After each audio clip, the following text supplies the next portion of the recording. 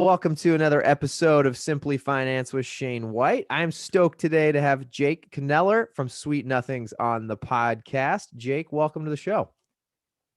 Thanks so much for having me, Shane. I've been a listener for a while and it's exciting to be on here. I am pumped to have you, man. Do you mind giving everyone just a little intro to yourself and then obviously a little intro to the brand?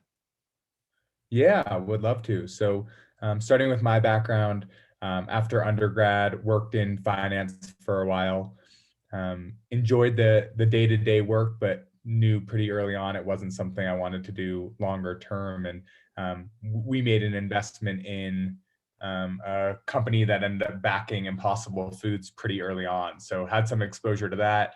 Loved what Impossible was doing. Thought it was a really exciting time to join the plant-based sort of consumer food movement, Oh, yeah. and was able to jump from my finance role over to Impossible. Spent some time there back when the burger was in 3 restaurants, so Right. very Early much on.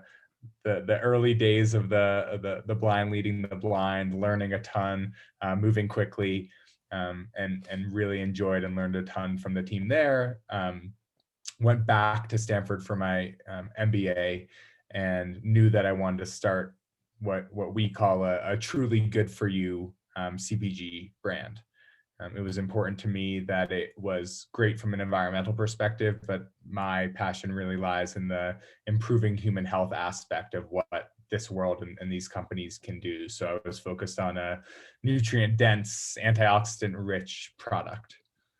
Love it. I worked on a few different products, a few different prototypes and ideas, and then serendipitously was introduced to my co-founder, Beth, um, who was working on what we now call Sweet Nothings spoonable smoothies, and was looking for a co-founder who wanted to focus a bit more on the business side of things. Oh, that's cool. So you guys were both kind of working. You guys didn't know each other, but you were kind of both had interests in the same sphere. Yeah. So we met. I tried the product, and I'll give you a little bit more background on that story in a second. But loved the product, loved her vision, and her husband's Brooks vision, who's been really involved with the company since day one as well. We just had very similar values in what we cared about and what we wanted to focus on for a product. Got it. Okay. Oh, that's awesome. Yeah, I was gonna ask, what was the first batch like, or do you remember how did you even come about like the concept of coming up with Sweet Nothings? Yeah, so it was all Beth. She gets full credit here. So Beth has been an entrepreneur since 2004, and for almost 15 years, she ran and led a company that provided in-home services for families with children on the autism spectrum. Oh, okay. And while doing that, was also trying to balance being a great parent at home. So she now has a 8-year-old as of today, actually, Oh, cool. and a 12, almost 13-year-old, and was constantly looking for healthy, convenient snacks that she and her husband loved, but also that her kids would love and eat, and felt like there were two choices a lot of times. One were the healthy, clean products that didn't taste that good and no one was that excited to eat. And two were the products that marketed themselves as healthy, but you turn the label over and there's a bunch of ingredients that you wouldn't put in a product if you had time to make it yourself. Right. That's a good way to think about it, actually. I've never heard someone say it like that. Just like, Yeah. So it's what? stuff you wouldn't put in if you're making your own. Right. If you had the time, you wouldn't add those ingredients. So the sort of solution she found at first was smoothies. When she made smoothies, whether it was at for breakfast or 10 a.m. or 3 p.m., her family all loved it. It was a great way to get them fruits and vegetables and fiber and omega-3s from chia and flax, yet she hated making them all the time. So what she Yes. started doing was making big batches on Sunday mornings and freezing them in single serving cups and throwing them all in the freezer. And Ah, they would just grab them throughout the week and eat them from frozen. She would have one as a light breakfast. Her son Chasen would grab one after school. He'd run inside and grab one as an after school snack. Her husband would have one with a glass of wine after work. And basically, these spoonable smoothies became a staple in the Porter household. oh, how funny is Um, that? So it was kind of by accident in a way, right? Yeah, exactly. And Beth then looked and said, okay, there has to be a product like this in the market that I can start buying.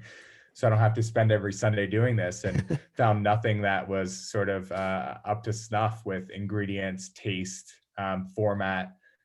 We really do feel like we are creating this new ready to eat smoothie cup category that doesn't really exist in retail today. And that's why I was so excited to join forces with Beth and bring this product to people everywhere. Yeah, I was gonna say, I mean, it's definitely a different product that I even was surprised. I'm like, yeah, there's not anything like that really on the market. What would you say? Yeah, because what do you guys kind of sit with like it's not really like I mean, I guess you could definitely have your product instead of a dessert, like you said at night with wine. I mean, you could have it as a morning thing, you could have it as an afternoon snack. So it seems like you guys are kind of across the spectrum, probably have a lot of different competitors that you're kind of sitting on the shelf with. Yeah, we do. And we do see our customers enjoy it at a variety of occasions.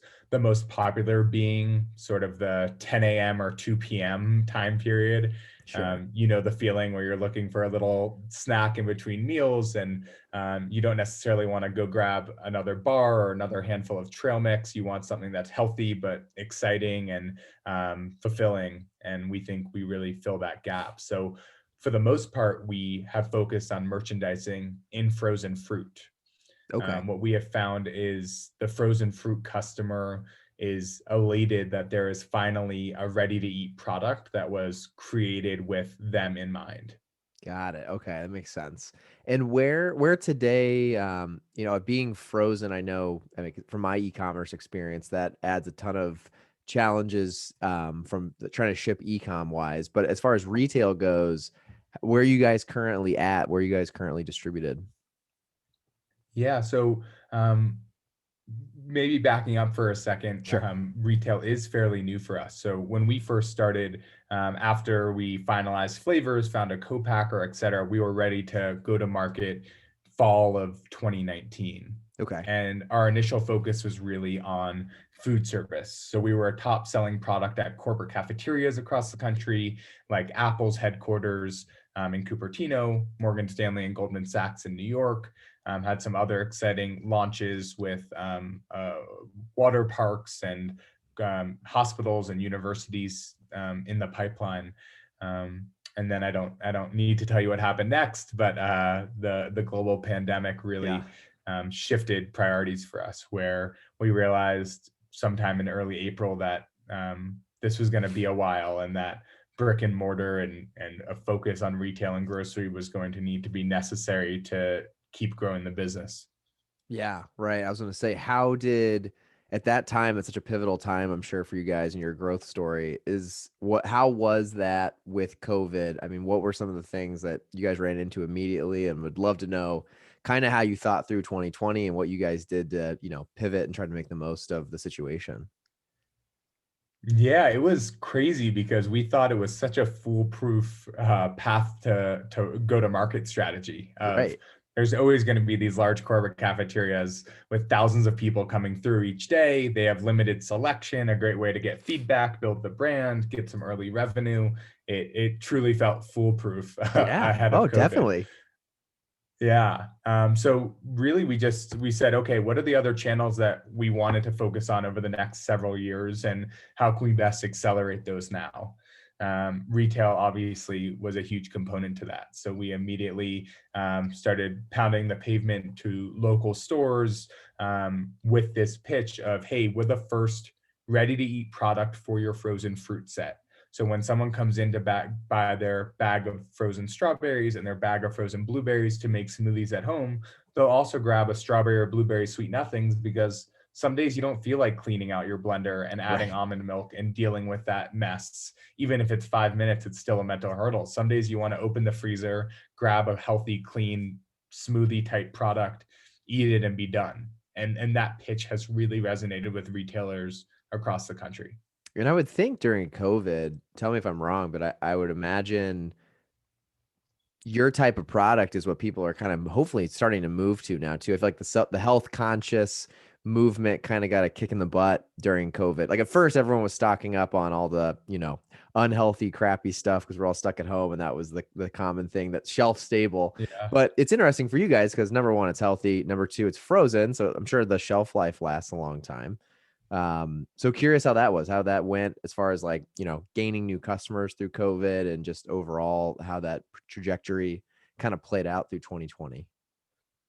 Yeah, what we found is we've really bridged that gap for consumers from the more indulgent snack foods that maybe they were eating at the beginning of COVID, and just eating fruits and nuts and those sorts of things, where it's healthy and clean, but there still is an indulgent feeling to eating it Yeah. that allows customers to, in some ways, get the best of both worlds. And what we've seen is that it resonates not only with the natural consumers. So this product doesn't only thrive with the hippie natural store in Santa Monica, but also across conventional and mass, where we're a top selling product now on Fresh Direct in the Northeast.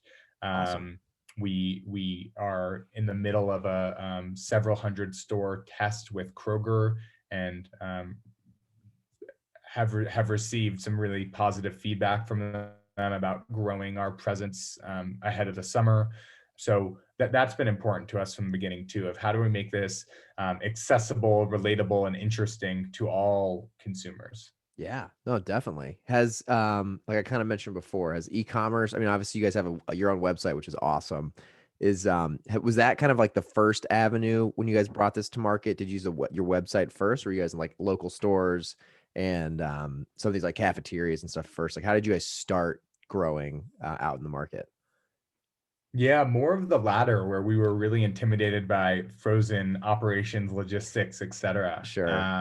Where shipping on dry ice with the right installation and the right packaging, etc., was daunting.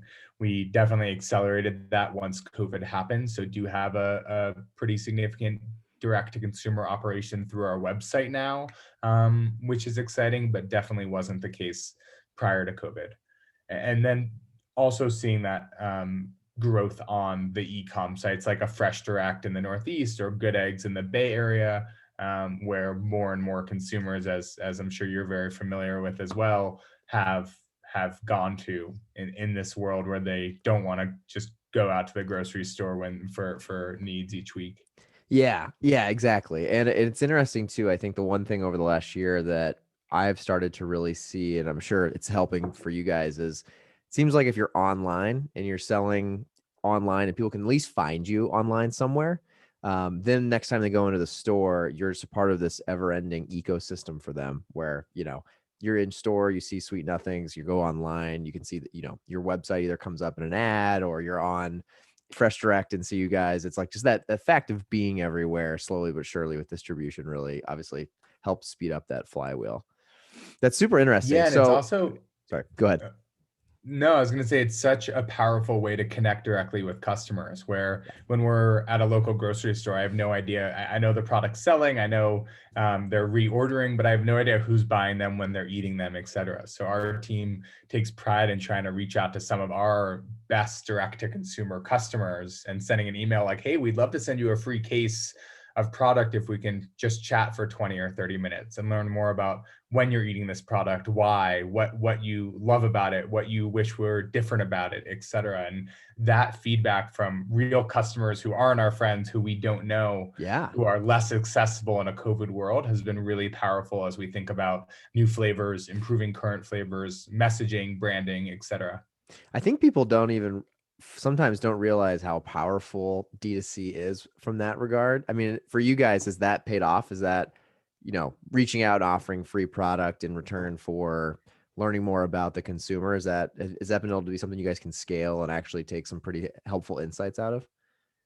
Yeah, and I think we have to keep in mind it's always anecdotal, but as we sort of compound enough of these conversations and similar themes come up, from the mom on the East Coast who's buying it to the millennial in Ohio who's buying it to the individual in California, when there's these commonalities and overlap with what they love when they eat it and what they think could be better, it starts to click for us of, okay, this feels like a more thematic, um, a more thematic understanding of what needs to change in this product.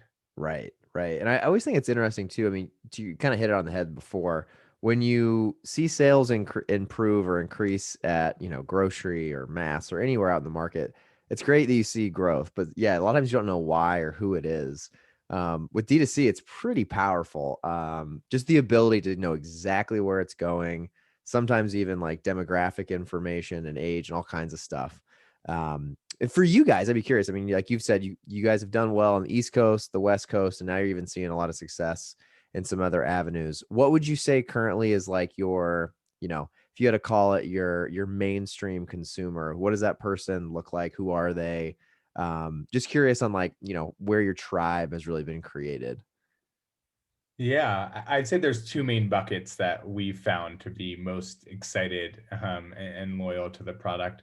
The first is sort of the brand discovery focused millennial, Okay. where 21 to 35, mostly in metro areas, really care about the brands that they support, and really care more and more about what's in the products they're eating, where it's sort of the 2.0 consumer in a lot of ways of, oh, I'm not just going to trust the health claims that I'm seeing on the front of this package. I'm turning the label over and looking at their nutrition to see what's actually in this product, because I've been fooled by brands before and I'm not going to be fooled by brands again.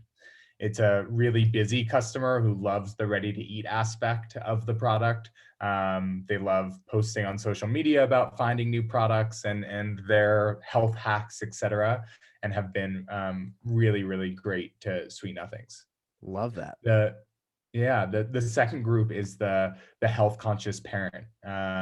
Parents usually with young kids who are so overwhelmed by trying to balance everything in their life that the idea of having a ready to eat healthy product in their freezer at all times that their kid might think is ice cream or a treat, but they Right. know is super healthy, no added sugar, organic, plant based, really is something that they're so grateful for. We receive DMs and emails all the time of, wow, I cannot believe this product is just blended organic fruits, nuts, and seeds.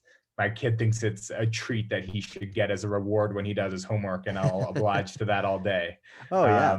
which is a really great feeling. Well, I'm sure, and I'm sure it also, the brands that I've talked to, it seems like that is always a hurdle for brands. Is like trying to go from an adult consumer and then looping in kid consumers. And it's really cool. I mean, I think even your packaging, I would assume, I don't know if this for a fact, but I could see kids even like gravitating towards it. It looks like something that, from a kid's eyes could be a treat. Obviously, if it tastes good and it's frozen, I, I feel like most kids are going to love that. It's got to be a powerful thing. You can pull in multiple types of consumers and then all of a sudden the whole family's eating Sweet Nothings.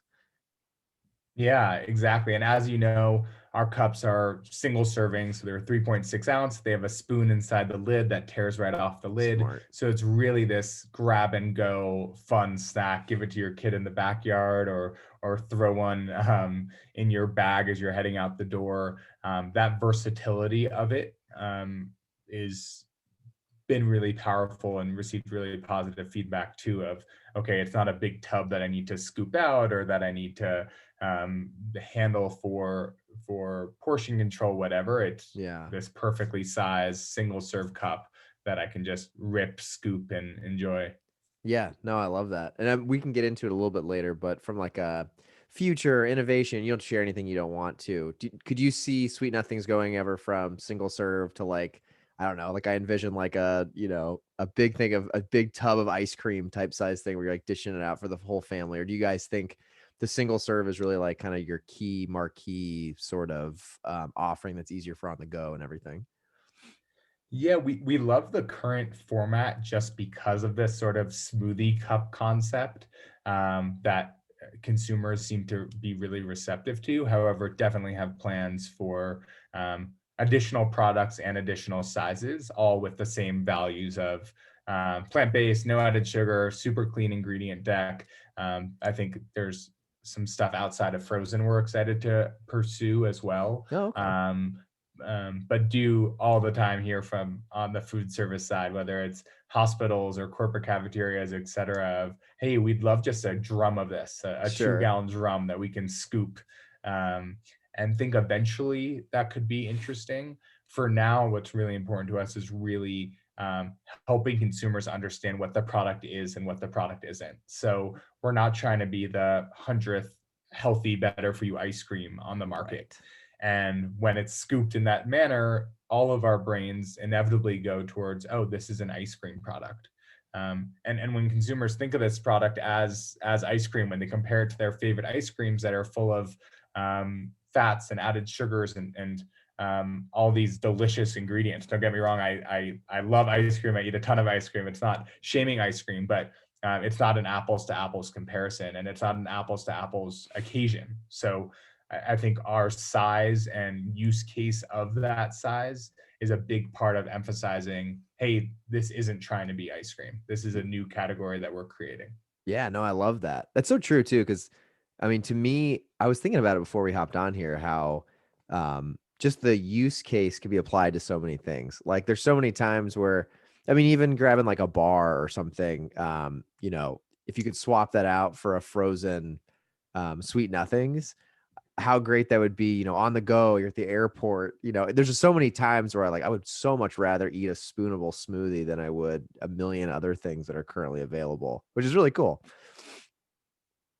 Yeah, no, exactly what we're going for are those occasions. And that was sort of our thought from the beginning, but of course we had to wait and see what customers actually when they actually ate it. We can't tell you exactly when to eat it, Yeah. but have been fortunate to see that through surveys, through D2C follow-ups, et cetera, of that is the mindset people have and the occasion that they're enjoying it because they're sick of eating that same bar at 3 p.m. every day. Right. Which, yeah, I totally get.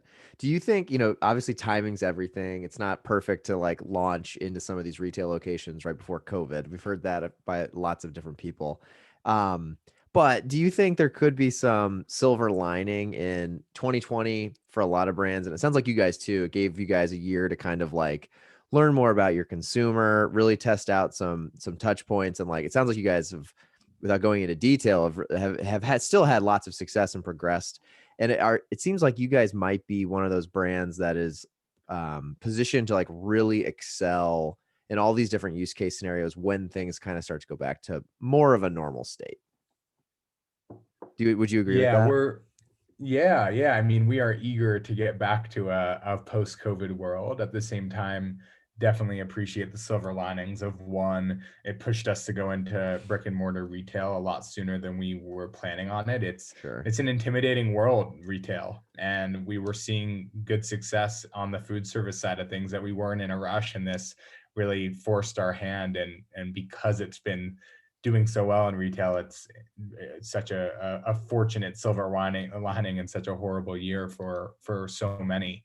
Um, I do think that it allowed us to take a step back and not rush into as much, because from a field marketing, brand ambassador, consumer education, trial perspective, we've been able to do so much less than we were planning on doing, Right. that now we're chomping at the bit. Our marketing team is just so ready to go, and hopefully this summer things will be in a position where it's appropriate to get out there and really help people understand this product and build this brand.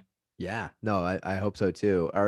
How have you guys, obviously a lot of brands were doing, in-store demos, obviously for brick and mortar before COVID. Some people I would say, obviously frozen's tough, but giving out samples online has been another one where a lot of like different types of brands have done. What have you guys tried to do in the last 12 months just to, get more of these single serve containers in hands? As we all know, that's such like an important part of growing your customer base. Yeah, it's been incredibly challenging. We hear time and time again from retailers, from brokers, this product is perfect for sampling. This product is It perfect for really a demo is. table. Yeah. Yeah, because you don't really fully understand the concept. You take one bite, it's refreshing, it's flavorful, and you're like, wow, that is a snack that I want to have. So it has been challenging. I think we've tried to be creative in a variety of ways. Some around working with influencers on different e-com sites. We've worked with them where customers can get their first cup freeze. So if they're already ordering other frozen products, they can throw in a sweet nothings for free and try the product. And the repeat purchase rates of that consumer have been really promising. So continuing to do stuff like that. And then there's also just the reality of a lot of this comes down to promos on shelf where you get a brighter tag, you get a 2 for $5 sign, et cetera, and it draws a consumer's eye to, oh, this looks interesting, and I'm going to give it a try while it's on sale. So um, I think with any brand of our size, it's crucial to find the right balance there. You don't always want to be on discount. You don't always want to be cutting into your margin, and you don't want to train consumers that they should only buy on sale. But you Right. also want to be doing it frequently enough on a quarterly basis, let's say, so that that new customer who is walking through the frozen aisle, you get their attention with the bright yellow tag and the little description because you're on sale, and all of a sudden that becomes a loyal habit forming customer of the product. So I think we've been doing more of that than maybe we had planned because we haven't been able to do as much of demos. We found some success with sort of the geo-targeted social ads, but for the most part, I think for a brand our size, it's not the most efficient use of capital. So yeah, it's been a struggle in some ways. Yeah, no, but that's really smart. I mean, that's one thing on here I haven't heard is trying to like repurpose, or not necessarily repurpose, but kind of, demo spend into promotional spend. It's like it's kind of the flip of the coin and how I've always thought about it too, of, if you can't be giving it out for free, you could at least discount product. People are still looking, they're still buying off the shelf. So that's like the probably the best way then to kind of alleviate that demo pressure. That's great. That's awesome. Um, Kind of wanted to go into one of my favorite topics, which is just so for you guys, and going to kind of back up here a little bit. You and your co-founder obviously seem like you were a great match. You both were interested in the same space, created a product that resonates with a lot of different use cases. The entire family can get behind it. Early on, it sounded like you guys both have had experience in different avenues. How did you think about the typical, bootstrapping versus raising capital? And like, could you walk everyone through just like your guys' thought process early on and how you guys started the business? Yeah, absolutely. And it was fortunate that we met during my second year of business school. And at Stanford, there's a famous class of the business school called Startup Garage, where Yeah. basically you get credits to work on a startup idea. And the lecturers of that class are practitioners and are executives and entrepreneurs and board members who come in twice a week for 2 hours to teach this class, which is an incredibly fortunate opportunity, and walk you through your ideas, what you're working on, how to pressure test different parts of your hypothesis, really emphasizing this idea of you're never going to get it right on the first time. You need to be willing to iterate, those sorts of values. So I was able to work on it in that class on a Tuesday and Thursday morning, and Oh, then wow. go over to Beth's house, which was right near campus, and work with her on it for hours and hours too. But basically, we were able to spend 6+ months building it. Stanford Cafeteria was generous enough to let us sell it in the cafeteria pretty early Oh, that's on to get cool. some feedback. So we had a pretty good story, product, and understanding of what we needed to do before we went off to raise that initial capital. So we were able to bootstrap and be pretty cost efficient for the first several months. Once we did decide to raise, we were also fortunate that some of those practitioners from the Startup Garage class who had seen me working on it in class and became very familiar with Beth through all the work I was doing with her on it outside of class, where they said, "Hey, when you're ready to raise some money, we'd love to help, and we'd love to be involved and invest." So that was sort of that initial interest that allowed us to then raise some initial capital to do our first large production runs, to get into our first corporate accounts, eventually our first retail accounts, et cetera.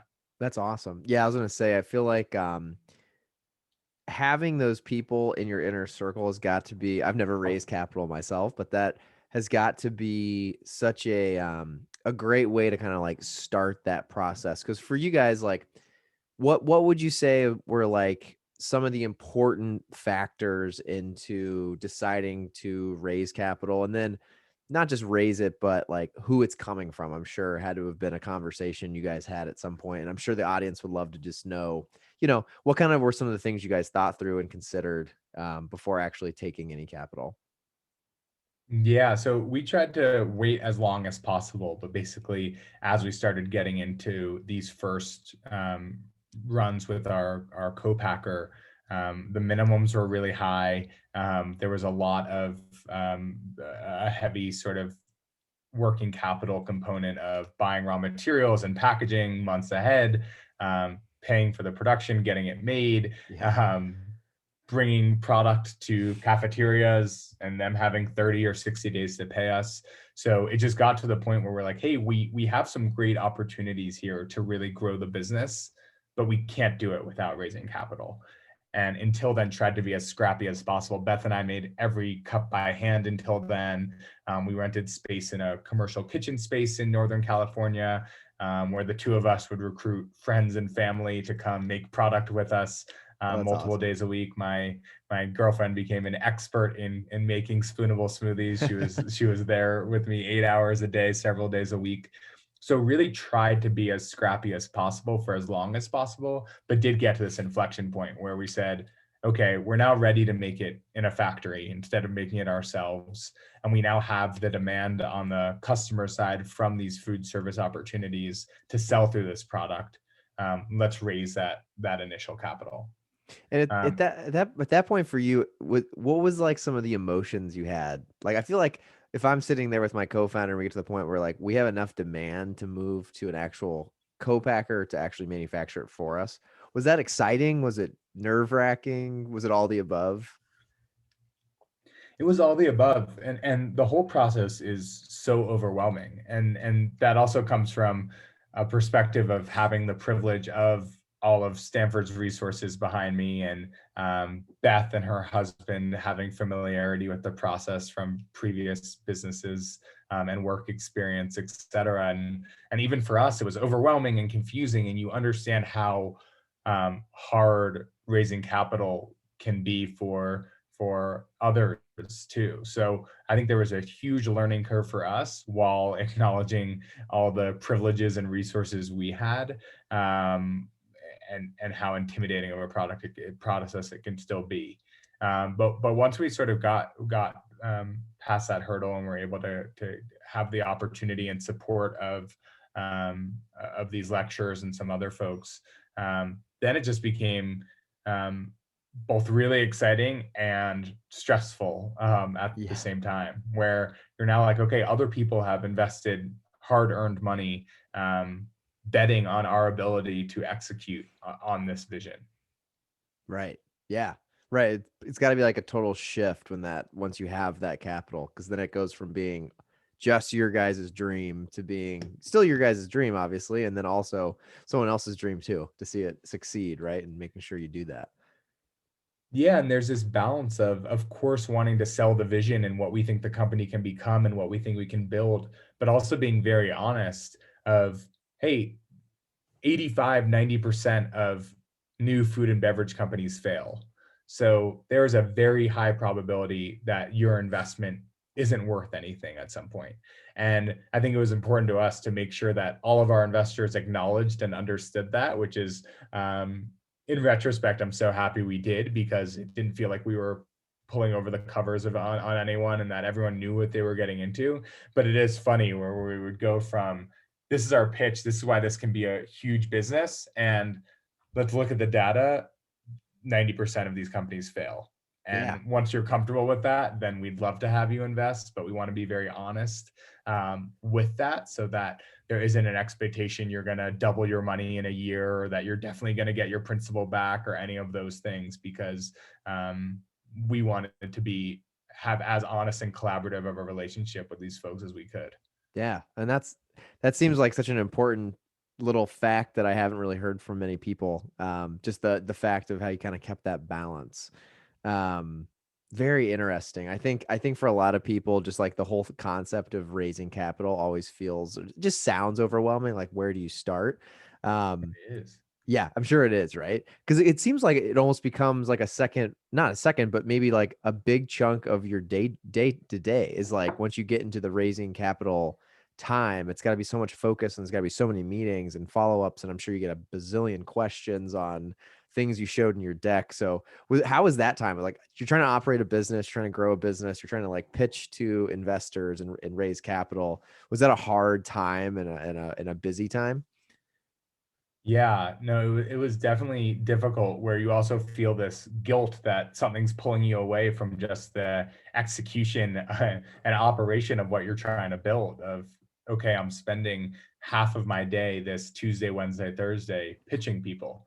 And of course, it's a necessary part of the process. And if you're lucky to find the right investors, the value they add goes well beyond their capital with their experience and network and perspective. And we've been really fortunate to have some of those folks come and take a seat at the table and bet on us. But it's definitely a lot of multitasking. I think one thing I've learned is now to try to keep the communication channels open with potential future investors so that when we are in need of capital in the future, we're not saying, hey, we haven't chatted in 18 months. Here's what we've done. But Ah, hey, for yeah. the last 18 months, every quarter, we've jumped on a 30-minute Zoom where we've chatted through what happened last quarter, what our goals are for the next quarter, if we achieved those goals or didn't achieve those goals, what's changed, et cetera. And it gives investors this familiarity with your business and how you're building it and how you're thinking about it and how you're pivoting when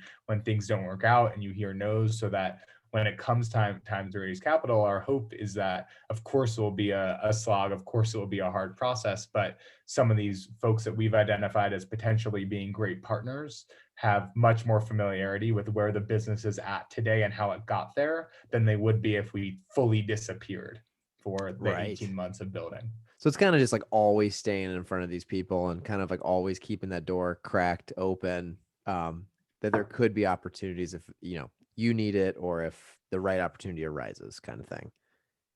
Yeah, and to be honest, at first I sort of dreaded it and wasn't sure if it was the right use of time, but I've found those conversations to be so helpful where a lot of these folks have invested in other consumer companies and do have perspectives and advice and opinions, even if they're not an investor today. So I think even just talking through, hey, here's our strategic plan for the next 6 months and this is why, or here's how we're thinking about pricing strategy and why, and being able to bounce those ideas off of really smart people who have seen it before Yeah. has sharpened our sword and our ability to execute.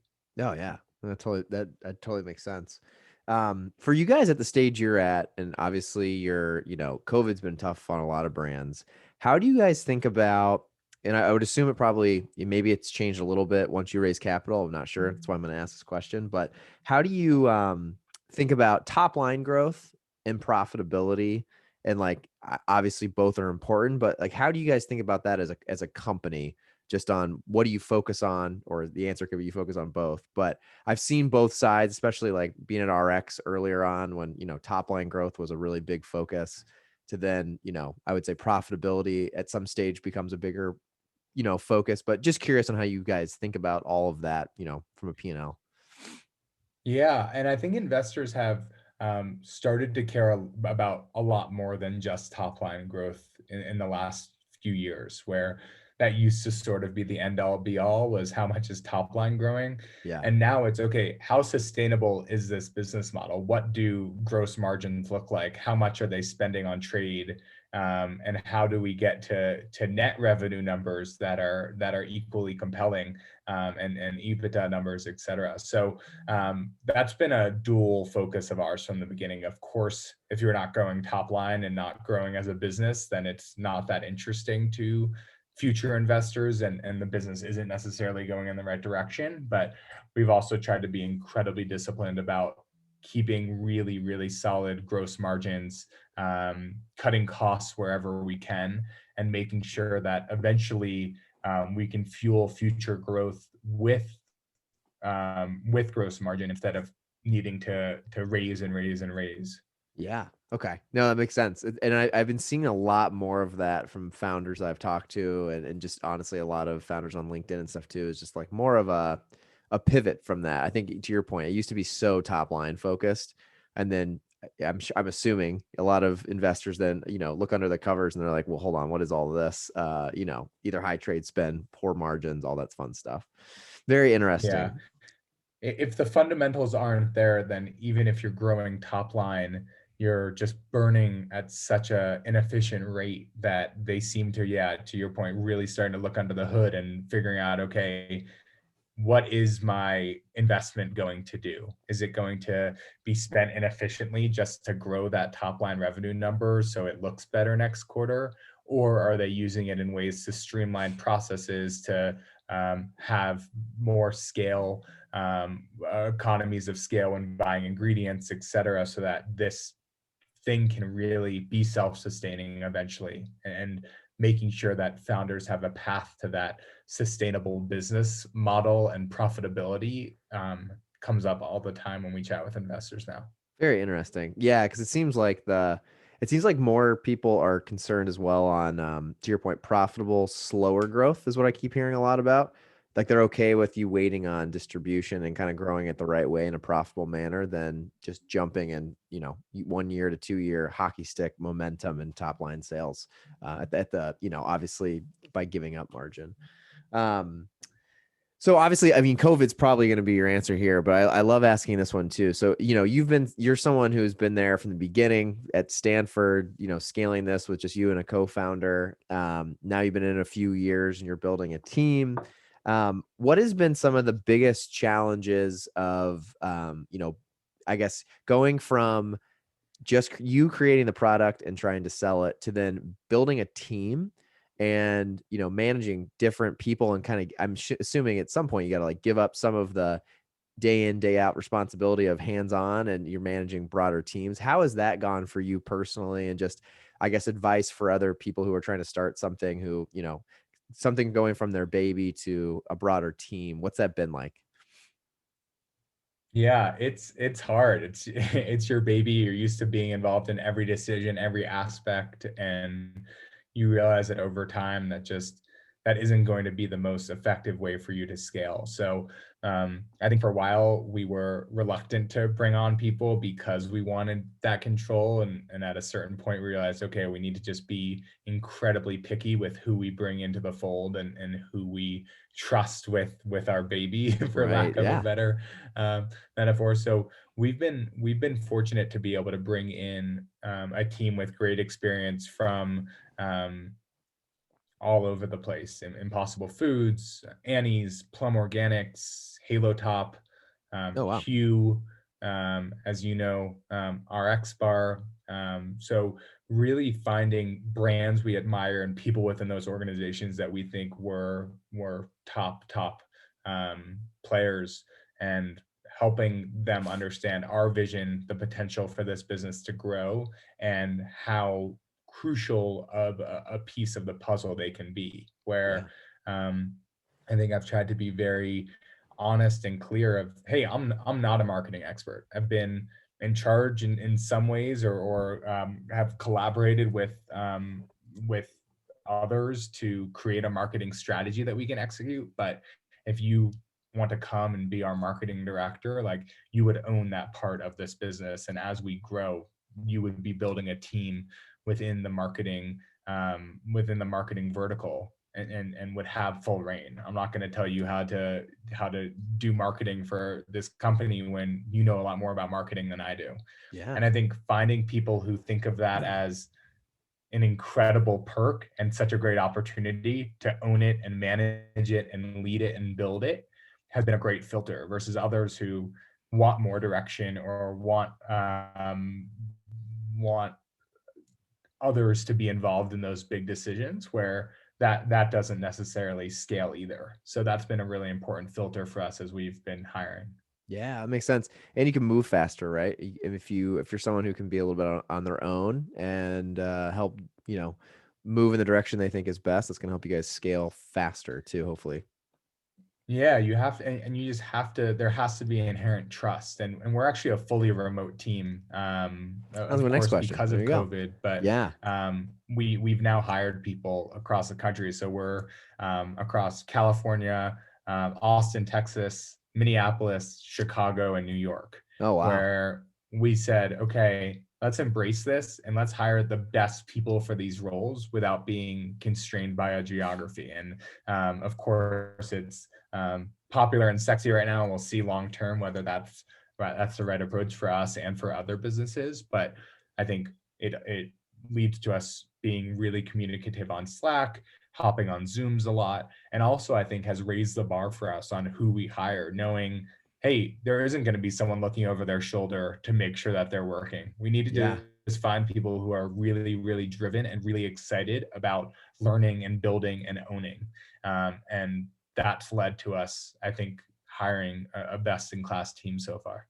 That's awesome. I've been wanting to ask. I wanted to ask you that question because I feel like it's interesting. Like still hearing some brands that are, I don't know, for lack of better words, just not maybe embracing this remote work environment. I was curious if that's something you guys have been thinking about and how you guys were handling it. To me, like, you hit it on the head. I mean, I've been thinking about it a lot, and I think that the brands that open their arms and kind of allow some of this right now, I mean, whether that's long term or not, I feel like you just have the opportunity of just getting the best talent all across the country. To your point, from brands and experiences that can help grow your own brand. Versus only worrying about geography. It seems to me like, and who knows, but it seems to me in the future we'll look back and think that was so funny that we all had to be in the same city, sitting at desks all together. Like there's so much value in that to be able to like turn around and have conversations. But I don't know. I'd also argue there's so much more getting done today, at least in the environments I'm in. Just because you kind of are always connected, whether that's for good or bad. Yeah, yeah. And I think our plan, our hope is that the right balance is in a post-COVID world, we each quarter pick a new place, we all go for a week, we get to spend time socially together, we figure out major goals for that quarter, sprints, decisions, etc., and then can all go back and do it remotely, but have had this meaningful 5 days in the same spot working together. It's more cost effective than having an office. Right. It's more time effective versus people needing to commute to that office every day.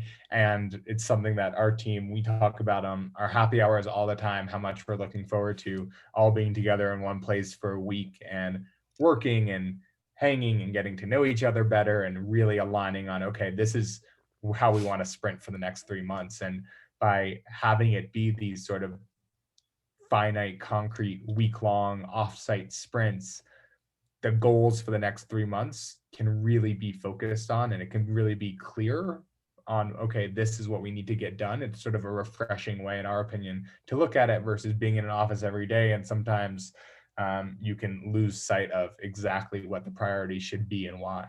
100%. I love that idea. That is really cool to think like you guys could all be together for 5 days, heads down, like focused on these sprints and goal planning.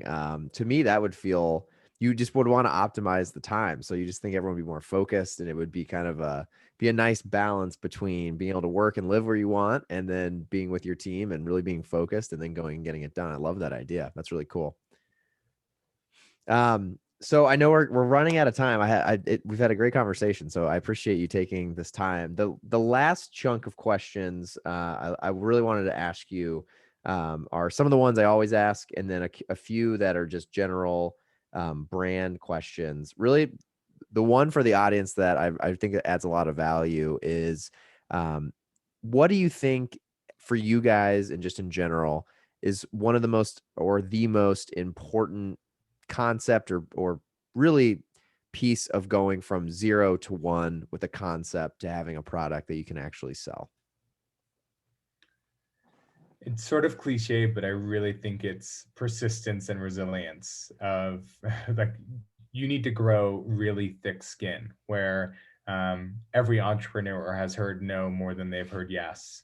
And finding ways to convince whether it's a factory, a supplier, a retailer that you are going to be a great partner when you don't have much to stand on other than an idea is challenging, but being able to be resilient in that sort of fight is crucial to getting anything done. And with that, I think being really empathetic and creative with understanding where they're coming from, why they're maybe reluctant to working with another unproven startup, and how you can give them some more comfort around that. So like resilience and empathy when dealing with potential partners, I think is a crucial part of the puzzle. Yeah, great advice. Great advice. Love that. Um, this one is, for you, it's obviously this is a newer venture. I know you have lots of plans and lots of avenues you still want to go down, but when your time at Sweet Nothings is done, what would you like people to remember you by and how you built this brand? It's a great question. Um, I think like I'm really passionate about this idea of the truly good for you product, where I think in the world today we're seeing tons of better for you products, Mm, many of whom I'd argue are marginally better for you, and in some ways be, whether it's intentional or not, um, a bit mysterious with how they're better for you, for sure. lack of a better word. Um, when you look at the developed world, or even just the United States alone, like we eat many more calories than we necessarily need, yet we're still incredibly nutrient deficient in the foods that we're eating. Whether you look at fruits or nuts and seeds or omega 3s or fiber, we're not getting the amount that we should be. And I think there's a responsibility for food companies to help provide that nutrition. And that's why we like to say we're a truly good for you CPG company, not a better for you, I love because that. it is a product and an ingredient mix that I can sit here and tell my 7-year-old niece or my friend or my mom, like, you should eat this every day. It is all stuff that we don't eat enough of that is truly good for you. And that's Yeah. something that I'm really proud of with the product line and with the brand. And I hope we can be one of many in a few years that is this truly good for you product and mindset versus the marginally better for you product. I love that. That's such a cool way to think about it, and it seems like that's a big why for you. I can tell that it's like it's really what's driving you to get up and be pumped about this every day. Um, the last couple here, this one I always say book. It could be book, podcast, whatever it is that you like to do. But what would be one source of knowledge that you would like to share with the audience? Again, like whether it's a favorite book, favorite podcast, anything. Yeah, I on the podcast front, I love Allie Kane's In the Sauce. I don't know if you've had a chance to chat with her, No, but I haven't. from Haven's Kitchen, she's based out of New York, and I think similar value to what I get out of listening to your podcast. But she's an entrepreneur in the space and is incredibly honest with what she knows, what she doesn't know, and has people of all different backgrounds join her show, from a buyer at Good Eggs to a merchandising group to online marketer, um, et cetera, et cetera. And I've just found her honesty in those conversations and those practitioners' willingness to talk about what they look for. She had John Lawson, who runs the Northeast for Whole Foods, on. Oh, awesome. Yeah. She had someone from Dirty Hands, the merchandising group, come on, and I've just found so much value for food, for as an entrepreneur in the space in those. So that would be on the podcast front. Love it. That's great. On the book front, I just finished The Everything Store, which is the story of Amazon and Bezos, and it's fascinating and incredible what they've been able to build. And I think there's parts of their process and culture that I really aspire to. There's other parts that I don't think perfectly fit the Sweet Nothings culture and personality, but just learning a ton about innovation, resilience, collaboration, et cetera, was something that I found much more applicable to the day to day of a startup than maybe I thought when I first started it. I love that one. Such a huge Amazon fan. I need to read that. So I'm gonna add that to my list right after this. Being an entrepreneur, a CEO, you're running a company. Obviously, there's a million things going on. What do you use to plan your goals, to accomplish daily tasks, and really just to get shit done? Whether it's pen and paper, an app, whatever it is. Like, how do you organize your life to just get shit done? I am obsessed and live on Trello. Trello. Okay. I have Trello open at all hours of the day, and have different buckets within Trello for sales, marketing, operations, production, random, personal, etc. That I'm constantly um, looking through, checking off, adding to, etc. I have the app on my phone too, and it syncs with the desktop version, and that's really helped to organize my life. So that's a big one. And then part two, and it comes back to this sort of resilience mindset, is boomerang on email, where pretty much every email I send, I get a reminder back in 3 days if I haven't heard back. And whether Yeah. that ends up being the appropriate time to follow up or I should wait another week, et cetera, just not, there's so much going on that it's very easy to send a really thoughtful email, not hear back, and forget about it. And I found that sort of that follow up email, the response rate when you just send one follow up politely a week later is so much higher than the initial outreach. Yeah, I've stumbled on Boomerang. I'm not sure how long ago, and I always forget I have it until I get the one back in the inbox. And you're like, oh, thank God for Boomerang. This is so helpful. Especially this Yeah, podcast, it happens exactly. all the time. I'm sure. I'm sure. Yeah, that's a great one. And then last but most importantly, how can people get involved following you and obviously the brand, and how can people try it? Yeah. So Instagram at Eat Sweet Nothings is our handle. I don't have a personal Instagram, so that's the best way to follow me as well, or of course LinkedIn. And then to try it, we're, as mentioned, we're in over 1,000 stores now across the country, and with some commitments, we'll be in 2,000 by June. So Congrats. I think Wow. checking the Find Us on our website, or ordering direct from our website, or Fresh Direct, or Good Eggs, or a few other e-com sites that we'll be launching in April. Yeah, all of those work, and we're always very open and appreciative of constructive feedback. What you didn't like, why; what you did like, why, when you ate it. There's a forum on our website that we check and discuss frequently, and are so appreciative of it. Awesome. Well, thank you so much. I'll add all that to the show notes so everyone can find it. And we know you're busy, so thank you so much for taking the time, Jake. Really appreciate the conversation. Yeah, I'm so glad we were able to get this on the calendar, and really appreciate the opportunity. Absolutely. Awesome. Well, have a great rest of your day, and we'll get everyone trying Sweet Nothings. Sounds good. Talk soon, Awesome. Shane. Sounds good. See ya. Bye.